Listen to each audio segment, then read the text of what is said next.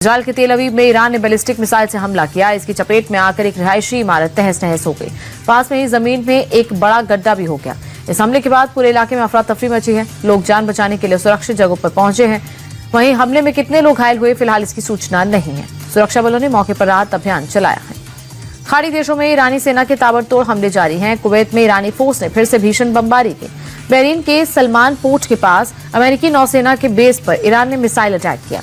हमले के बाद नेवी बेस में भीषण आग लग गई। इसकी लपटें दूर दूर तक फैली। बहरीन के इंटीरियर मिनिस्ट्री के मुताबिक मिसाइल के इंटरसेप्ट करने के बाद गिरे मलबे की चपेट में आने से एक शख्स की मौत हुई है। हालांकि अभी साफ नहीं है कि मरने वाला कोई नागरिक है या फिर सैनिक। ईरान ने रविवार को संयुक्त अरब अमीरात के कई शहरों पर हमले किए। हमले के बाद शारजा और दुबई में धुएं के गुबार उठते देखे गए। तो वहीं ईरानी हवाई हमले से दुबई के फेयरमाउंट द पाम होटल में आग लग गई। ये वीडियो सोशल मीडिया पर वायरल हो रहा है, जिसमें अबुधाबी के जायद बंदरगाह से भी धुआं उठता दिखाई दे रहा है। इराक में ईरान समर्थित मिलिशिया ने अमेरिकी ठिकानों पर ड्रोन रॉकेट से हमला करने का दावा किया। ये हमले इरबिल में किए गए। वहां आसमान में धमाके होते हुए दिखे और आसमान में धुआं छा गया। ईरान समर्थित मिलिशियाओं ने मौजूदा संघर्ष में ईरान के साथ एकजुटता दिखाई और अमेरिका के खिलाफ एक्शन लेने की कसम खाई। पश्चिम एशिया में चल रहे संघर्ष के बीच पीएम मोदी की अध्यक्षता में कैबिनेट कमेटी ऑन सिक्योरिटी की बैठक हुई। सीसीएस की मीटिंग में इस संघर्ष से पैदा हुए हालात का जायजा लिया गया और भारत पर पड़ने वाले प्रभावों पर चर्चा की गई। बैठक में रक्षा मंत्री राजनाथ सिंह, गृह मंत्री अमित शाह, विदेश मंत्री एस जयशंकर और वित्त मंत्री निर्मला सीतारमण के अलावा एनएसए अजीत डोवाल और सीडीएस अनिल चौहान भी शामिल हुए। इजरायल ईरान जंग के बीच पीएम मोदी ने इजरायल के पीएम बेंजामिन नेतन्याहू से फोन पर बातचीत की। बातचीत के दौरान पीएम ने मौजूदा हालातों पर चिंता जताई।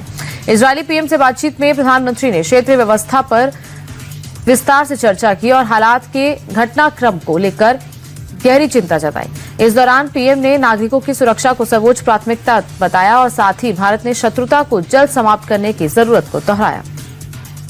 इजरायल और ईरान के बीच चल रही जंग के बीच देश में भी कई उड़ानें रद्द हुई, जिसकी वजह से यात्रियों को काफी परेशानी हुई।